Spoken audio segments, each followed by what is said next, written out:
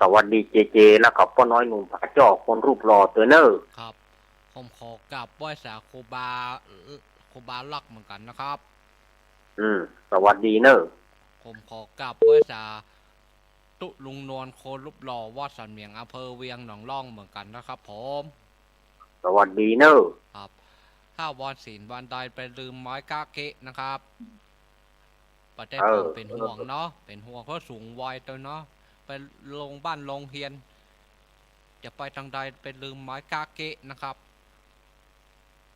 ผู้สูงวัยตัวเนาะผมเป็นห่วงเหมือนกันเนาะผู้สูงวัยเนาะผมเป็นห่วงผู้สูงวัยเหมือนกันตกไปตกไปเต่าตุกลูกตุกหลานเนาะไปตุกลูกตุกหลานนี่มนต์โคบาโลนทำได้เลยครับผมขอเจริญปอนคณะสัทธาญาติโยมศรัทธาสาธุชนคนดีเฮาทุกท่านวันนี้รายการสารธรรมยามค่ำก็มาปะกับคณะสัทธาญาติโยม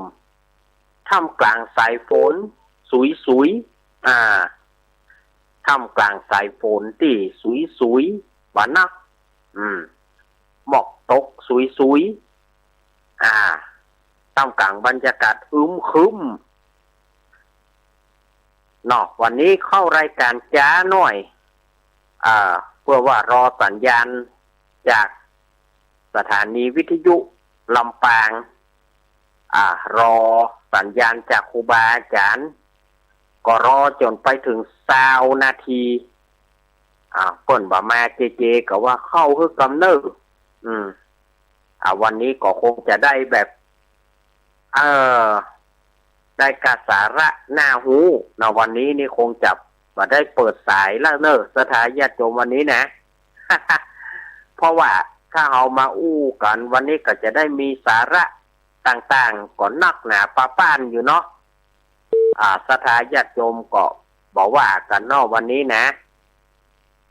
ถ้าการเปิดสายก็จะเปิดถ้าบัดตานก็เลี้ยวไปเนอะรายการนี้ก็มีเก้ากับผมอาตมาภาพสามเณรรักปัญโยนันท์ก็มานั่งอู้นั่งจ๋าสถาญาติโยมประมาณ50ประมาณ40 กว่านาทีวันนี้นะเพราะว่าเวลามันเลยมานักเนาะเน้นเป็นเน้นเท่ากับครับ40 กว่านาทีบ่ต้องถามอย่างทั้งสิ้นก็เขาจะอู้มามันก็แทรกเข้ามาสถาญาติโยมเหยก็สถาญาติโยมสาธุชนคนดีเฮาตั้งหลายก็รายการนี้ก็จะออกอากาศพร้อมกันสถานีวิทยุห้วยตองตักเรดิโอ98.75 เมกะเฮิรตซ์สถานีวิทยุแม่ขจานโมเดิร์นเรดิโอ94.50 เมกะเฮิรตซ์สถานีวิทยุต่างๆนอกวันนี้นะสถานีวิทยุมวลขึ้นสีขาวเพื่อชาวประชาจังหวัดลำปางสถานีวิทยุลำปางสตาร์ 101.25 ลำพูนเรดิโอบ้านป่าตักอำเภอเมืองจังหวัดลำพูนวันนี้ก็มาปะกันเนาะมาปะกันวันนี้เป็นวันพุธเป็นค่ำของวันพุธที่8 กรกฎาคมพุทธศักราช 2569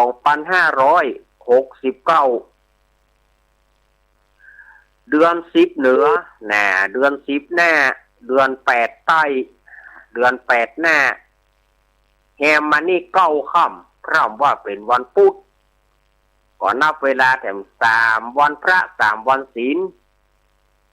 ก็จะมาถึงเทศกาลเข้าพรรษาแล้วสถาญาติโยม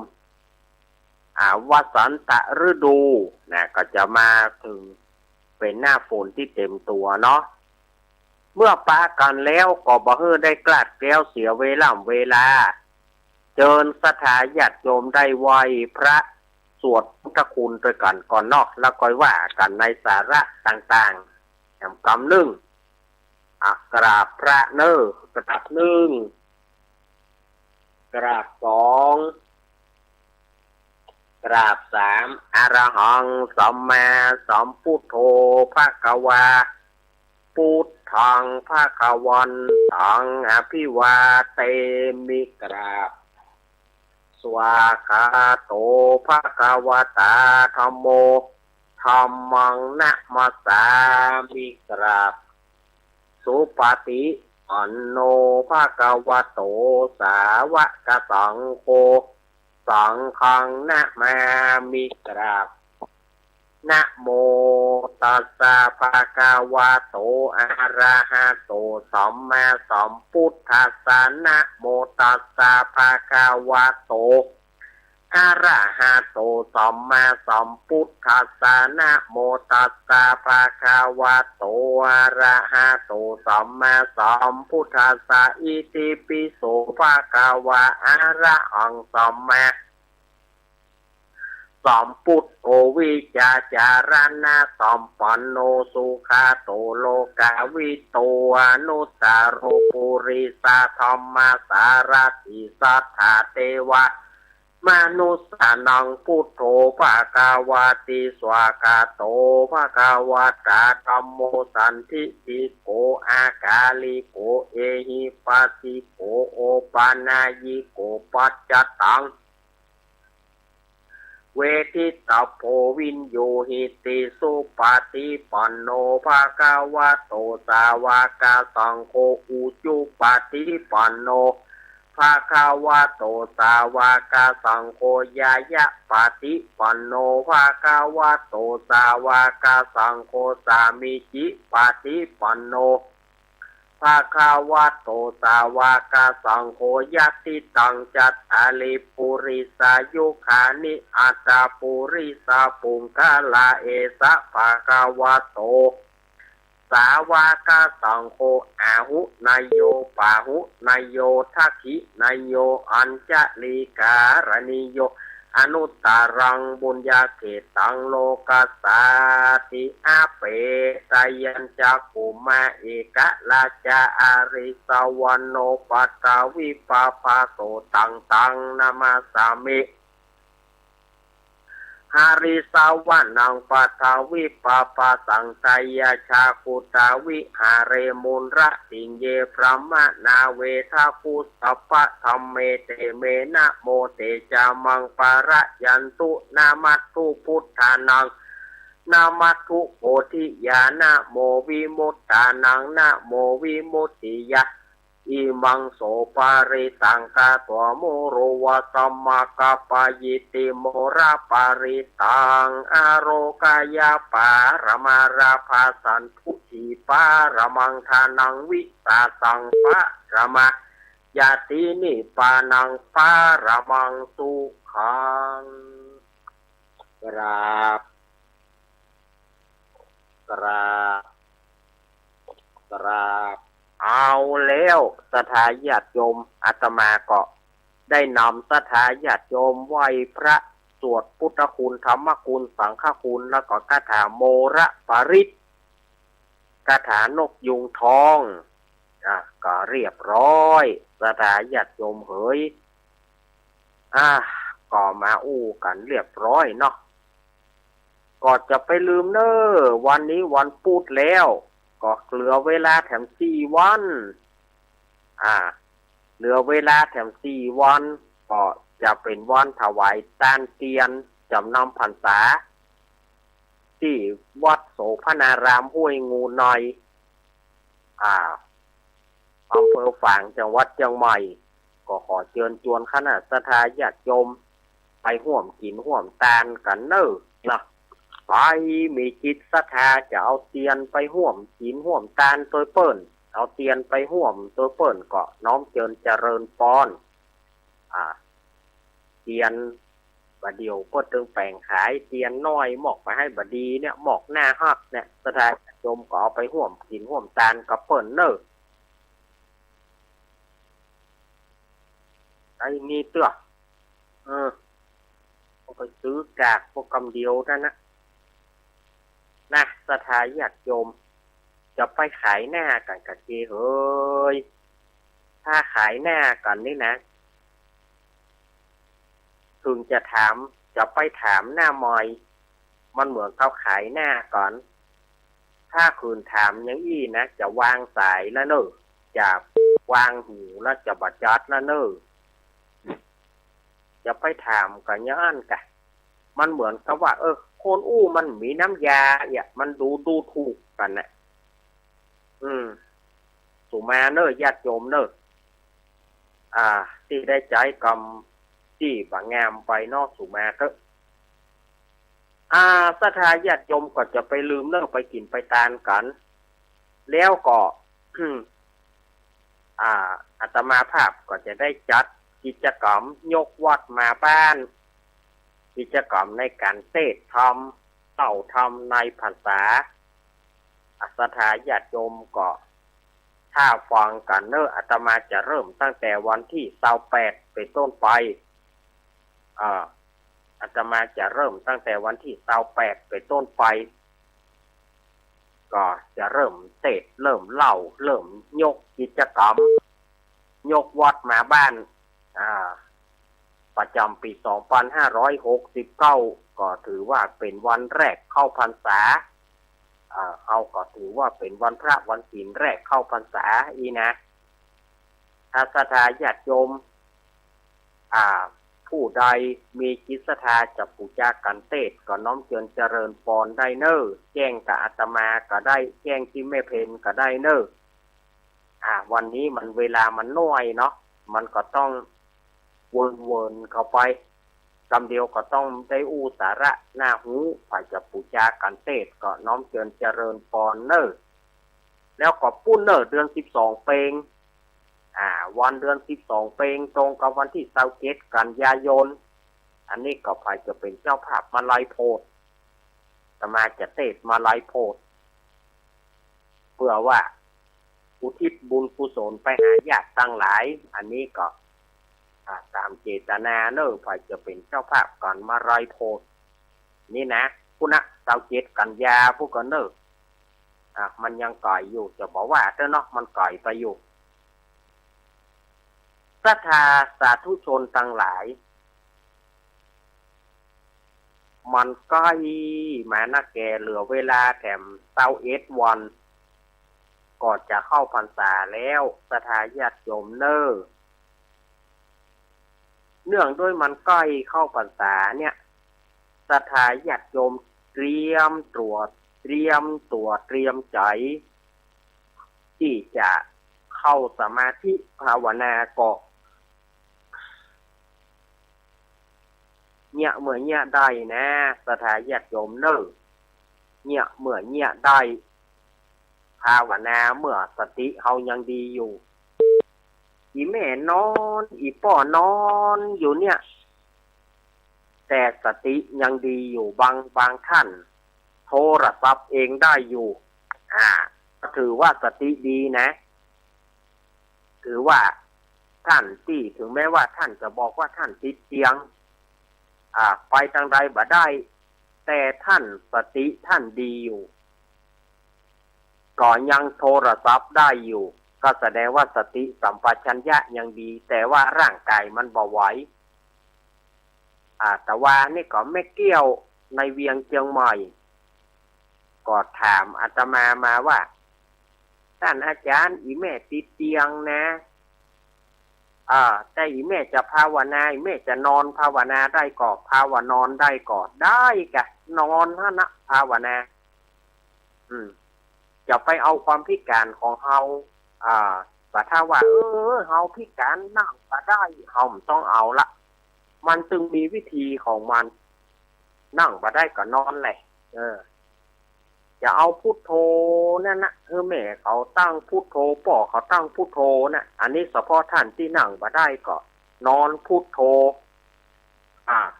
ว่าถือว่าทุกท่านเนี่ยสติสัมปชัญญะก็ยังครบอยู่ถึงแม้เขาจะพิการเดินเหินบ่ได้แต่ว่าทุกท่านก็ยังสติดีโทรศัพท์ได้อยู่ก็คือตั้งจิตพุทโธนั่นเนอะพุทโธนอนไปก็พุทโธไปวันละในช่วงเข้าพรรษานี่นะ วันละเริ่มแรกก็1 นาทีเมื่อเราปัดผมมาเลิกเอาศีลแรกไม่ก็ศีลแรกตั้งแต่ว่าเขาก็ถือวันแรกเนี่ยวันนี้ได้1 นาทีไผที่นั่งได้ก็นั่งนะไผที่นั่งคัดสมาธิก็ได้ก็นั่งมอแม่เอานั่งคัดสมาธินั่งโคตรตะวายนะเขาบ้านเขาว่าโคตรตะวายโคตรตะวายบ่ได้เงินใดโคตรตะวายบ่ได้ก่อเฮอนั่งพับเพียบมอแม่เอาได้อนุโลมปฏิโลมท่านที่นั่งมอแม่ก็บ่ได้เนี่ยใดเก้าอี้น้อยบ้านมีก่อลูกหลานซื้อนั่งบนเก้าอี้น่ะอันนี้เฉพาะที่ท่านที่นั่งนะท่านที่จะนั่งนะซื้อเก้าอี้น้อยมามันแบบเจ๊แปลงแม่เฮ้ยตัว1 บาทกี่บาทซื้อมาเอาไว้นั่งสมาธิอันนี้ถ้านั่งคัดสมาธินั่งโคตรตะไวก็บ่ได้นั่งม่อแม่ก็บ่ได้เจ็บเหี่ยวนั่งเก้าอี้น้อยฮะแล้วก็เอามือขวาทับมือซ้ายเท้าขวาบ่ต้องทับเท้าซ้ายละเพราะว่าเขานั่งเก้าอี้ย่อนแข้งเอามือขวาวางบนมือซ้ายคือหัวแม่มือโจนกันหงายมือหงายมือทั้ง2 ข้างนั่นนะหัวแม่มือโจนกันเอามือขวาเข้าซ้อนมือซ้ายก็ระลึกไปแหละอีแม่จะเอาวันละกี่นาทีอันนี้ถือได้ว่าศรัทธาญาติโยมจะได้ทำประโยชน์จะได้ทำในการที่จะได้นั่งสมาธิตลอดพรรษานี่นะนั่งสมาธิในพรรษาเนี่ยตะพ่องก็เข้าพรรษาแล้วก็บ่ได้นั่งสมาธิบ่ได้ภาวนาคำเตื้อก็มีซักว่าเข้าพรรษาก็คือไปวัด เข้าพรรษาก็คือไปวัดตามความเชื่อของญาติโยมเข้าพรรษาก็คือไปวัดนั่นนะวัดเหรอการเข้าอีป่อยแม่เหรอก็ปีกมาถ้ากะไปมีอย่างก็เข้าพรรษาก็มีคิดว่ามีซักว่าเข้าพรรษาฮอดออกก็ออกเปิ้นโดยที่เฮาบ่ได้สมาธิบ่ได้นั่งภาวนาเลยตลอดพรรษาอันนี้แต่ถ้าว่าท่านใดที่มีการทำงานอย่างเนี้ยการอันใดอันนั้นเฮาก็บอกว่ากันแต่ท่านที่บ่ได้ไปทางใดก็ควรนั่งสมาธิหรือญาติโยมที่ไปไหนปิกมาแล้วไปเนี่ยการเนี่ยงานปิกมาแล้วจะนั่งก็ได้ทำสมาธิวันละ1 นาทีวันละ2 นาทีสักกำหนึ่งประมาณไก่ก้มกินน้ำย่างพับหูงูหลอกลิ้นอันนี้ก็ได้ศรัทธาญาติโยมท่านบ่ได้ไปวัดก็ทำที่บ้านก็ได้หรือว่าท่านมีโอกาสที่จะไปวัดไปวาก็ไปทำสมาธินั่งกรรมฐานที่วัดก็ได้เพราะว่าที่วัดนั้นมันจะมีครูบาอาจารย์พระสงฆ์องค์เจ้าจะคอยชี้บอกคอยกำกับแล้วก็ศรัทธาญาติโยมที่เปิ้นไปนอนวัดเก่าก่อนมาที่เกิดเปิ้นก็จะถือเป็นปี่เลี้ยงบ่ได้อันใดเปิ้นก็จะบอกคือนั่งมาภาวนาอย่างอีเนอภาวนาอย่างอีพุทโธอย่างอีนี่เปิ้นก็จะช่วยชี้บอกครูบาอาจารย์ก็จะช่วยชี้บอกกรณีที่ท่านบ่ได้ไปวัดเพราะเกี่ยวกับสุขภาพร่างกายสังขารร่างกายเอามันบ่เอื้ออำนวยไปวัดก็ยากอันนี้ก็ทำที่บ้านนั้นนะถึงแม้เสียงมันอย่างมันจะกระทึกคือโคมหน่อยก็ต้องอดเอา อดเอาเขาก็ได้ยินเนาะ ได้ยินก็ซักว่าได้ยินเนาะได้ยินเนาะเอามาโคมมันผสมประสานกันพุทโธตัวหนอตัวได้ยินอันใดก็ได้ยินเนาะเข เข้าผสมผสานกันไปนะศรัทธาญาติโยมอันนี้ก็คือการนั่งสมาธิภาวนาแล้วก็เรียบร้อยก็แผ่เมตตาไปหาเจ้ากรรมนายเวรเจ้าเวรนายกรรมพ่อแม่เฮาญาติเฮาที่ได้ล่วงลับดับขันไปเฮาก็ทำไปนะญาติโยมก็ทำไป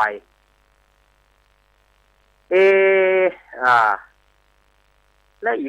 ป่อยแม่จะนอนเนี่ยอีป่อยแม่หยาดน้ำบ่ได้เงี้ยงใดก็มีถามมาถามละ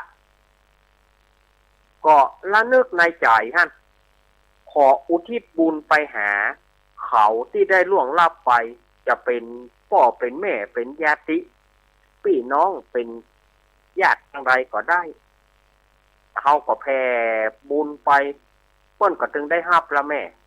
ญาติโยมเพิ่นก็ถึงได้รับละกรณีที่โยมลูกบ่ได้นั่งบ่ได้นอนอย่างเดียวแต่สติยังดีอยู่คือมันภาวนาไปเน้อเพื่อว่าจิตเขาจะได้หลุดพ้นจากสิ่งที่บดีกิเลสให้ตั้งหลายกิเลสตัณหาต่างๆเขาจะได้บรรเทาเบาบางลงเขาจะได้บรรเทาเบาบางลงเขาจะได้สบายอกสบายใจศรัทธาญาติโยมต่อเมื่อเขานั่งเขาได้ภาวนาในพรรษา3 เดือนนี่เขาไผนั่งภาวนาทะลุไปตลอดโดยที่บ่ขาดบ่เกินโดยที่บ่ขาดโอ้โหผู้นั้นจะสุดยอดนักปราชญ์บัณฑิตสรรเสริญ บัณฑิตนักปราชญ์สรรเสริญว่าท่านผู้นั้นเลิศถ้าผู้ใดนั่งภาวนาตลอดภาษานี่นะโดยที่บ่ขาดนะถ้ามันจำเป็นมันก็บอกว่าเนาะแต่ท่านที่ไปทำอยู่ที่วัดท่านที่ไปวัดประจำก็ไปทำอยู่ที่วัดก็แต่สร้างบุญบารมีให้กับเขาไปบ่ได้ก็ทำที่บ้านนั้นนะภาวนาอยู่ที่บ้านตลอดภาษานี้ญาติโยมจะไปทำบุญ9 วัดจะไปถวายเทียน9 วัด9 วาจะไปถวายเทียน10 วัด10 วามันก็ยังบ่เต้าเขาสร้างบุญให้ตัวเก่าเขาเตื้อส่วนหนึ่งได้กะส่วนหนึ่งเขาถึงได้อยู่ละในการที่เขาจะทำบุญศรัทธาญาติโยมอันนี้บ่ใช่ว่าอาตมาจะมาปิ้นทำนะบ่ใช่ว่าอาตมานี้เป็นผู้ที่ทำลายคำสอนของพุทธเจ้าอาตมาบ่ได้ทำลายคำสอนของพุทธเจ้าอาตมาบ่ได้บิดเบือนธรรมของพระพุทธเจ้าอาตมาว่าชี้เชิญชวนให้ญาติโยมได้สมาธิกันในช่วงเข้าพรรษาเนี่ยตลอด3 เดือนเนี่ยมันคงแบบเนี้ยจะเกินไปสำหรับญาติโยมบ่ต้องไปเอาไปชั่วโมงบ่ต้องไปเอาไป2 ชั่วโมงวันไหนได้ตะน้อยศรัทธาญาติโยมต่อวันนี่นะอาตมาว่ามันคงบ่เหนือบากว่าแหงของศรัทธาญาติโยมเนาะ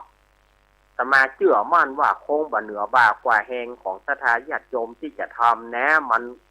มันคงแบบเนี้ยจะเกินไปสำหรับญาติโยมที่จะตั้งจิตตั้งใจสมาธินั่งภาวนาหรือว่านอนภาวนาตลอดไตรมาส3 เดือนเนี่ยเขาบ่ต้องไปเอาเข่ง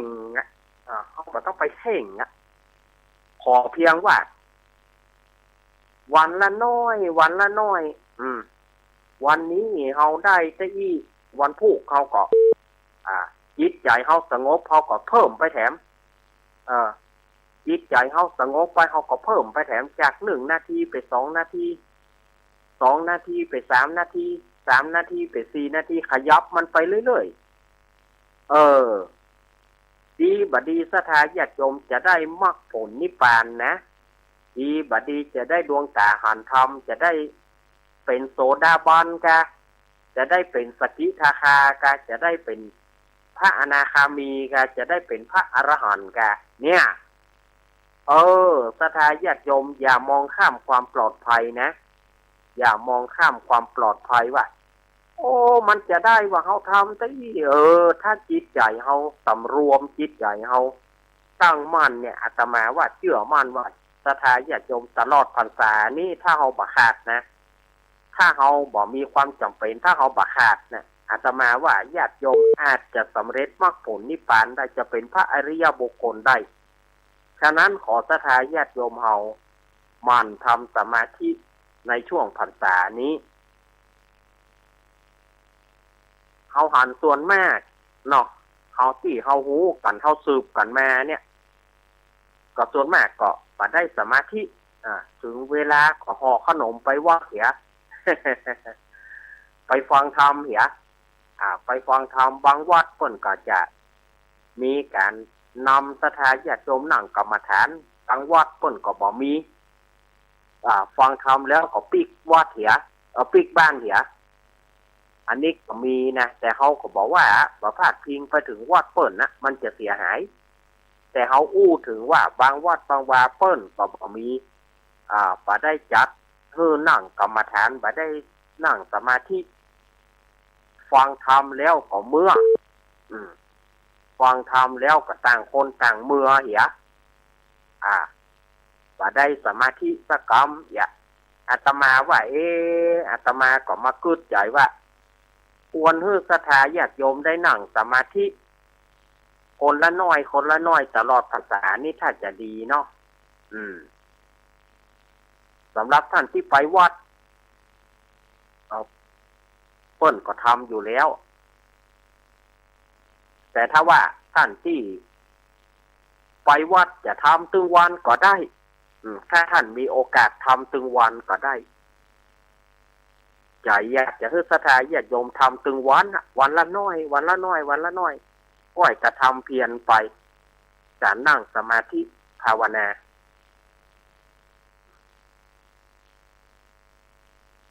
อาตมาปีนี้อาตมาก็ตั้งจิตตั้งใจว่าจะทำเหมือนกันจะทำเป็นประโยชน์ตัวเก่าเพื่อพรรษานี่เหมือนกันกูเตื่อมันด้วยภาระหน้าที่ศรัทธาญาติโยมกูเตื่อมันด้วยภาระหน้าที่เฮาก็บ่ค่อยได้นั่งเต็มเม็ดเต็มหน่วยแต่ปีนี้จะเอานะวันละน้อยวันละน้อยในช่วงเข้าพรรษานี่ภาระหน้าที่เฮาก็ส่วนภาระหน้าที่อายุเท่าแก่แล่ลายละบ่ฝากอันหยังไว้กับตัวเก่าบ่มีอันหยังไว้กับตัวเก่าก็ล้ำเหลือไปก่ะตายไปก็จะบ่มีอันหยังเป็นที่จังที่เพิ่ง